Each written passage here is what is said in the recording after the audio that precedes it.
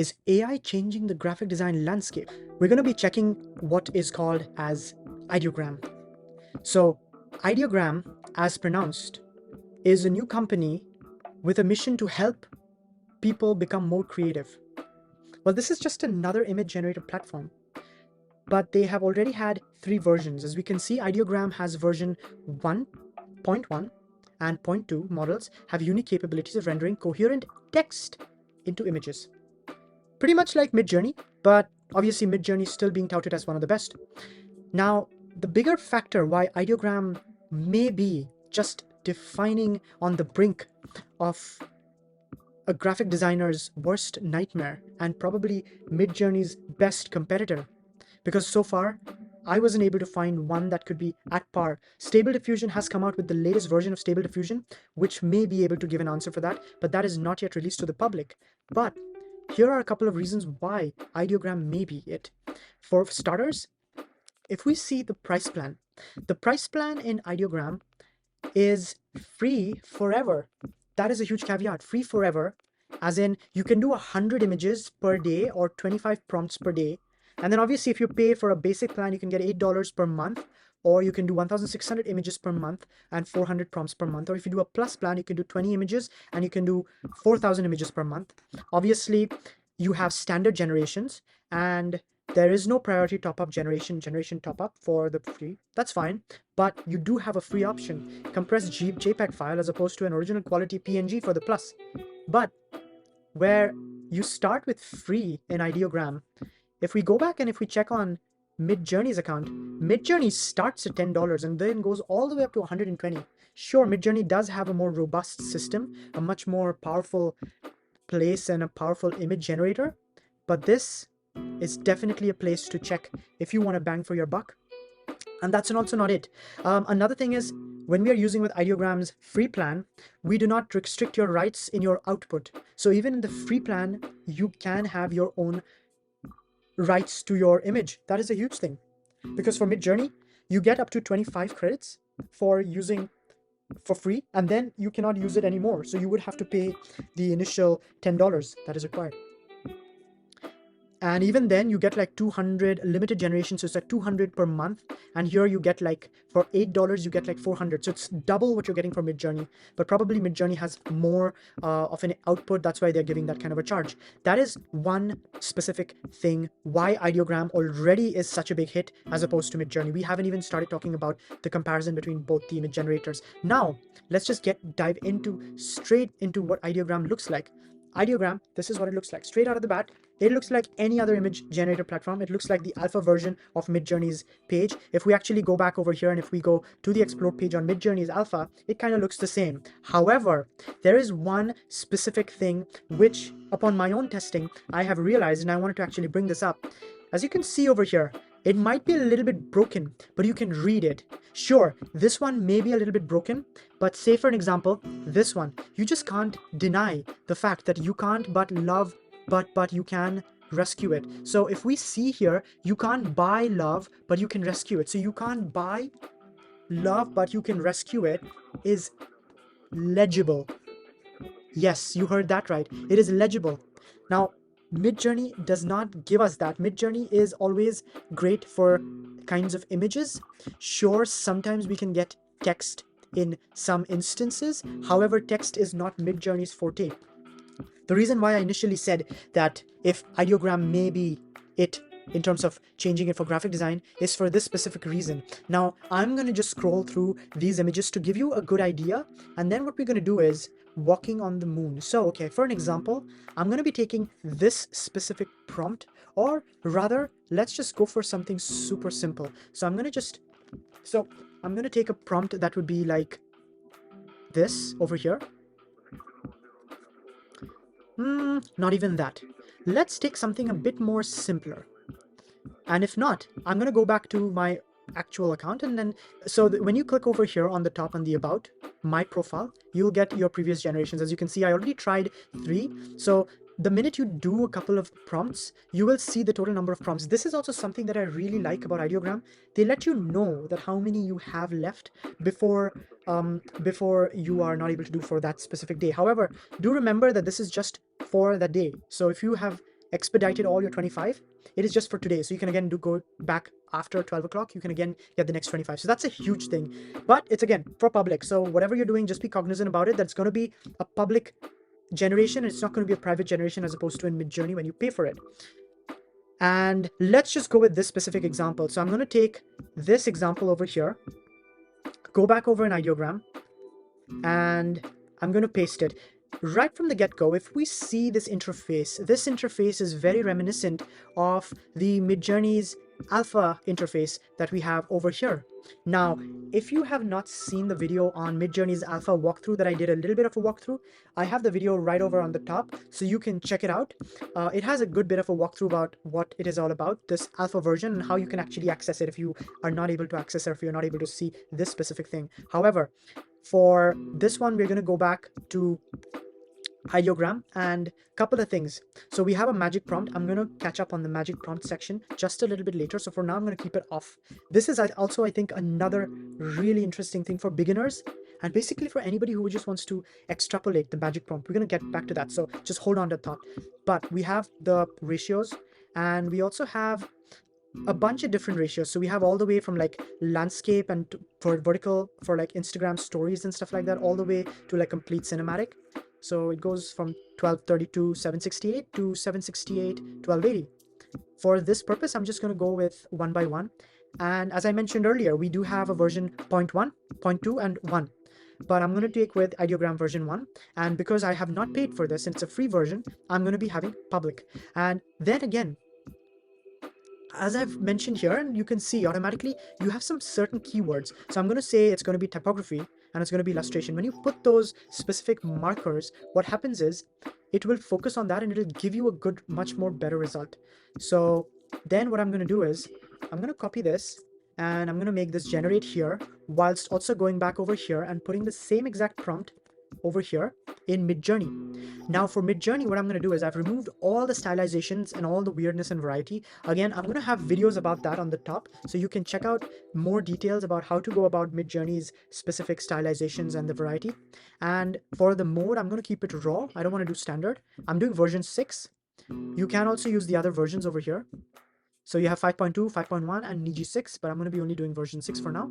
And I'm going to do it in the fast, and stealth mode is on for this one. So I just put it on here, and then we go back. And for this ideogram section, what I really like is the minute you create an image, it really just shows up right on the top, which is really nice. Now, before we dive into the thing about that, already we can see that they've given us 4 different based on the ginger cat, and they've given us 4 different variations. But do you see something stand out directly from the get-go? It is, for most all of them, the type is pretty precise. Like you could actually take this and make it an Etsy card if you wanted. There you go, an instant idea. Like if you really wanted with love for you, that's exactly what was written there, with love for you. It doesn't skew that up. With love for you, it's given us another version. This almost looks like a hand painterly version. With love for you, it's given a different version. It's also, it understands and it's given us a different kind of a love with an O that has a heart shape there. That's amazing. And then you have with love for you in a kind of a cursive style, creative cursive style.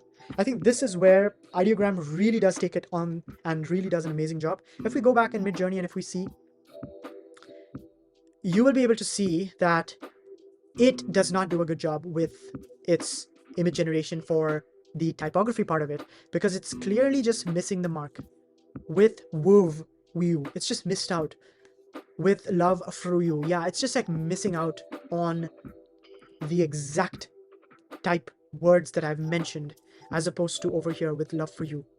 Now I want to make it a bit more challenging, and I'm going to just say on a clear white background, have the text, and then in quotes, happy birthday.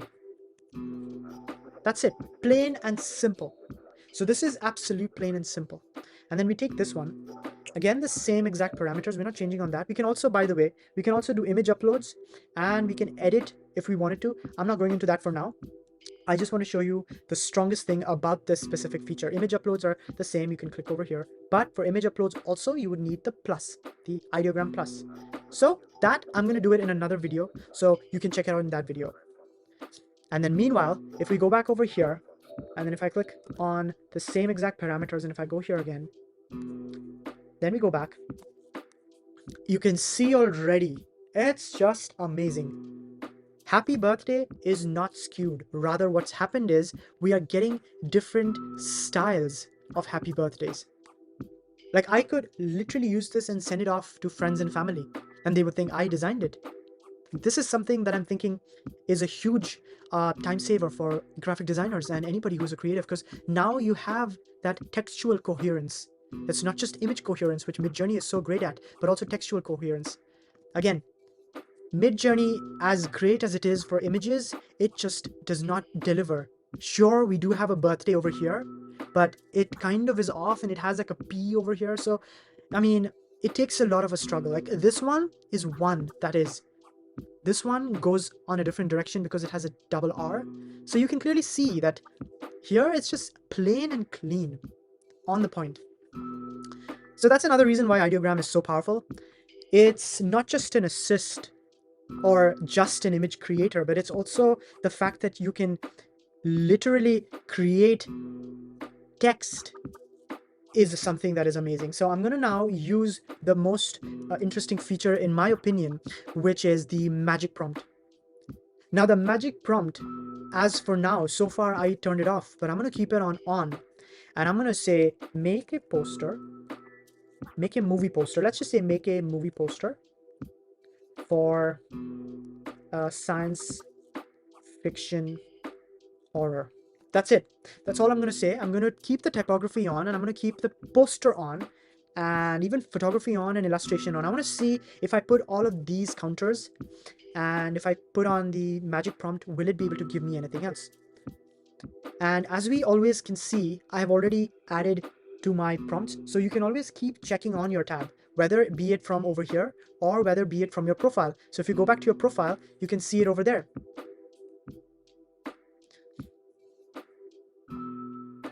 Now, doesn't this just, oh my god, this is just something else.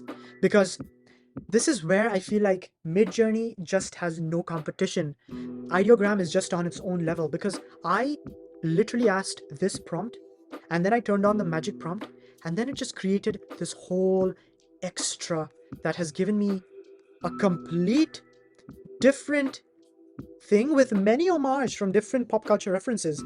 But you can read a couple of words, like at least the word horror is there. It's a beautiful typeface. You can get some inspirations, and wow, science fiction horror, that is clear. Like, I don't think Midjourney, like, this is what I'm going to do now. I'm going to take this exact prompt from the magic prompt, and I'm going to actually go back on Midjourney, and we're going to try and do the stress test on Midjourney there. Meanwhile, we're going to see these ones. I mean, just look at that eye even. The detail is just immaculate. Like, this could, with a little bit of a tweak here and there, this could actually just become a poster if you think about it. Invasion Horizons. Arc Horizons, Arc 2. And then you see like a world kind of a thing. I love the style that it has over here. Some of these type is obviously getting a little mumbled up. They're probably adding some fictitious terms, but it is still. Then I'm going to do another one. Make a business card for, and I'm going to say Sam. That's it. And then I'm going to call it, yeah, I'm going to keep the magic prompt on, and I'm going to keep the typography on for this one. I don't want anything else on for this. And I have the magic prompt on, so it should create something magical. Now, while that is being done, let's go back to Midjourney and see what it has given us.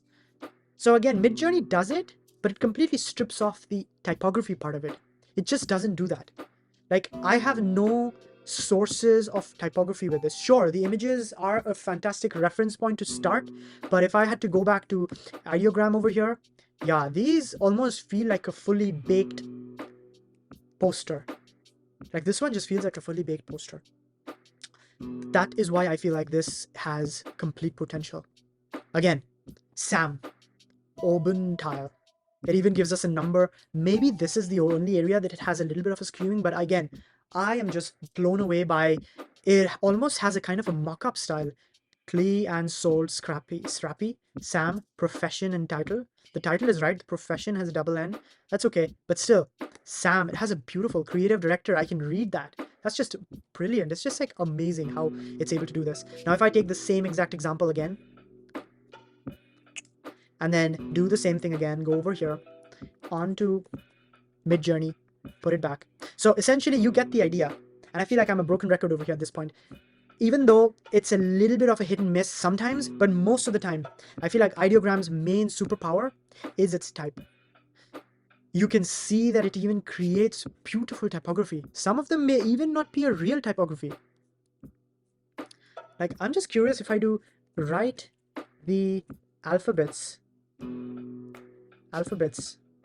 in write the alphabets, and I'm going to turn off the magic prompt. I don't want the magic prompt. I just want to focus on the alphabets. I want to see whether it can hold on to that. And then this is going to be the ultimate typography test for this specific one. And well, here is where you can see even then it fails. It gives us the name Sam and it gives us kind of a creative director, but it still fails. It does make a mock-up, but it's like it's nowhere close to what Ideogram is. Here, maybe you can have a Sam, but again, it's not giving us any kind of semblance. You have Sam over here, that's sensibly similar, but these two are not the same. It's creative and directive. It's not even the right spelling. And then Sam is over here, but then this is all gibberish. So you can see that it's just not there. A, B, C, D, E, F, G, K, M, N. Here they are. This is a stress test for sure. I think now if we had to nitpick, for sure, this is a stress test. But write the alphabets. It's quite literally just given me write the alphabets.